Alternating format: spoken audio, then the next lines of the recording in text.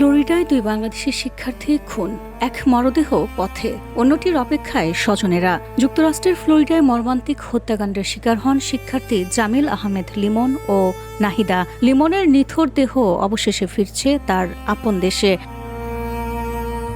Dubai হয়ে আগামী 4 মে সকাল 8:40 দেশে পৌঁছানোর কথা রয়েছে লিমনের মরদেহের। এ সময় মায়ামিস্থ বাংলাদেশ কনসুলেট জেনারেলের কনসাল জেনারেল সেহেলি সাবরিন ও কনসাল থোয়িং সেখানে উপস্থিত থেকে পুরো প্রক্রিয়া তদারকি করেন।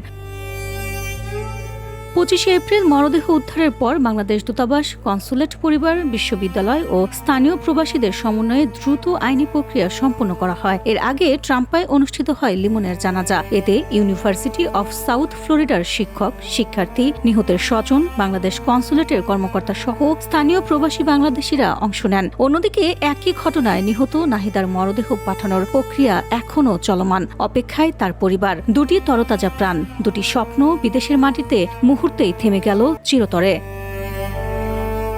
VOD Bangla news desk.